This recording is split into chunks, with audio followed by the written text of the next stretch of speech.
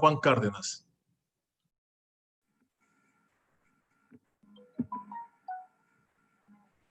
Señor presidente, colegas asambleístas,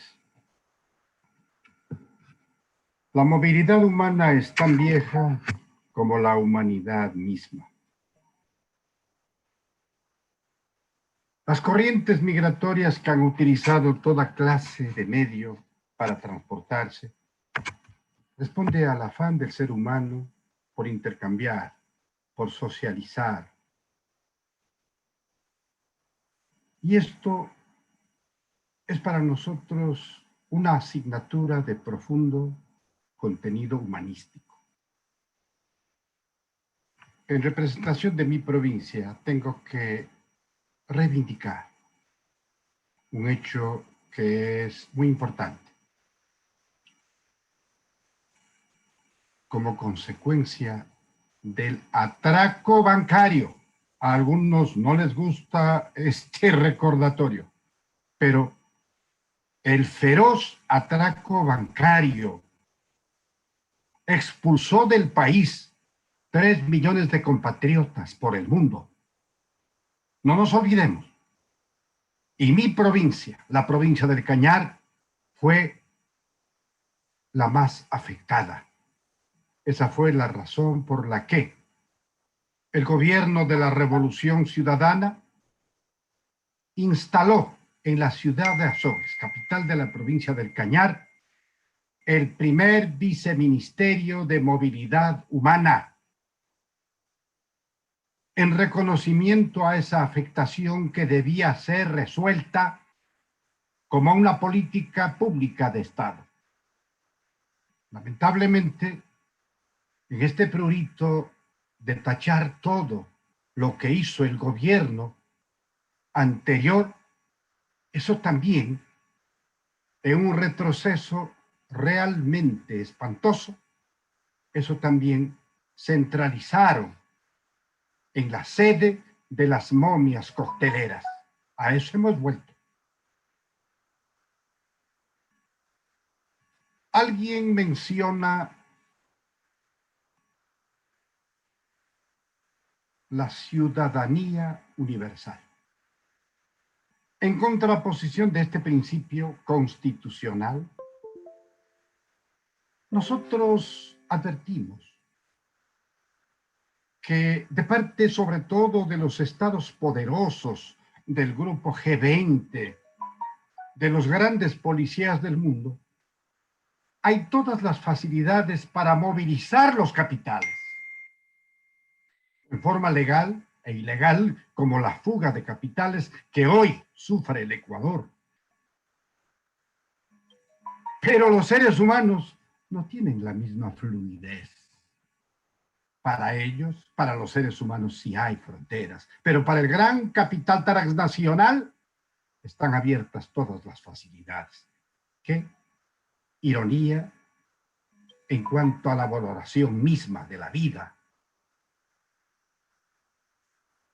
La movilidad humana, entonces, logró algunos hitos muy importantes que es necesario recordar para que no se diga con liviandad y osadía que la Constitución que está en vigencia está ahí nomás, no vale.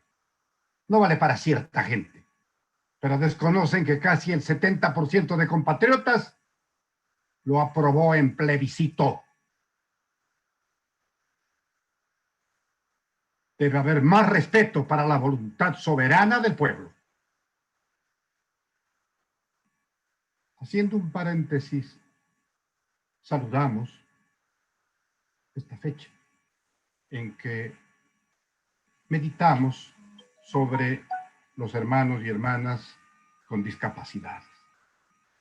Es un gran espacio para la reflexión, para entender que debemos construir un mundo más incluyente, más solidario. Pero no nos olvidemos lo importante que fue la agenda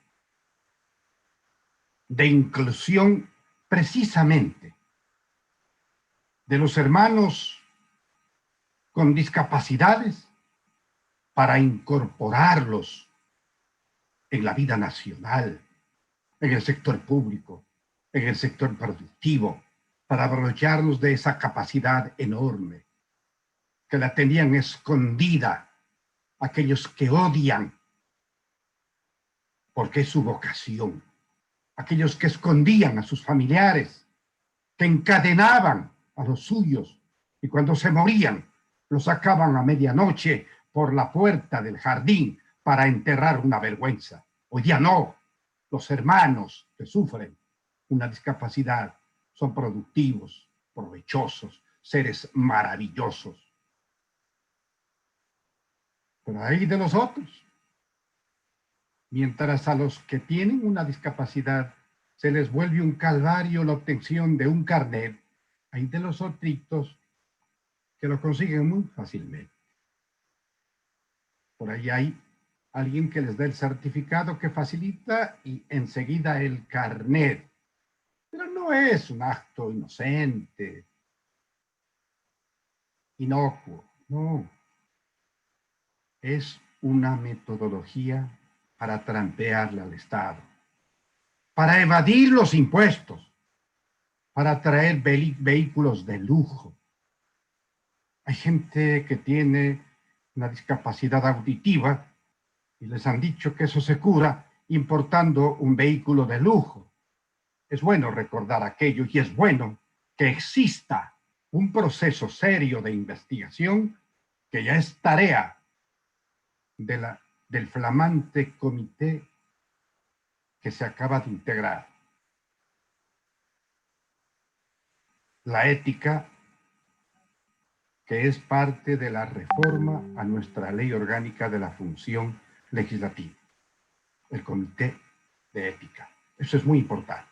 Ahí está una tarea para que quede muy claro cómo fue este proceso en el que, una vez más, fue un motivo para desprestigiar a la Asamblea Nacional con esta clase de procedimiento. Vale la pena también recordar, compatriotas, lo que nosotros representamos en el gobierno anterior respecto a las instituciones señeras del asilo y del refugio. La nuestra fue una posición ejemplar que animó al mundo a crear perspectivas y avances en esta materia para proteger al ser humano, para reivindicar la ciudadanía universal. Sin embargo, repito, por este prurito de negar todo lo que habíamos logrado en el gobierno anterior, este ámbito también sufrió alteraciones lamentables. No nos olvidemos que un connacional por naturalización, el señor Julian Assange, que era un protegido del Estado ecuatoriano en calidad de asilado político en nuestra embajada, que es parte de nuestro territorio, no nos olvidemos que se permitió la inclusión violenta de la Scotland Yard de Londres para que violen nuestra soberanía territorial y se lo llevaran. Eso hizo pedazos a la institución señera del asilo.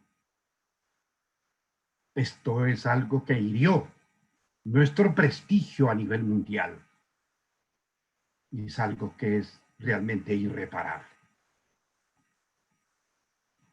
Por este afán persecutorio ocurrió aquel hecho lamentable de, primeramente, el ruso que estaba acá para cumplir tareas diabólicas. Olavín no ha sido ruso, ha sido de otro país, un país escandinavo en Europa.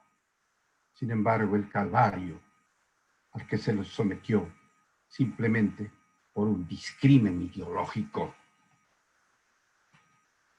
Debemos descargar las políticas públicas migratorias de afanes homofóbicos. Debemos ser solidarios. Debemos ser tolerantes. Debemos entender la dinámica humana y para nosotros las fronteras deben ser un punto referencial. No puede ser el impedimento para que nos relacionemos. Y nada tiene que ver esto con el principio de soberanía territorial. Pero repito, es más fácil la transferencia de millones, de miles de millones en valores económicos entre países y continentes antes que un compatriota pueda obtener la legalización de su afán de migrar, de viajar. Y cuando salieron a través del mecanismo de una migración peligrosa, riesgosa, a costa de su vida. Eso tiene que desaparecer.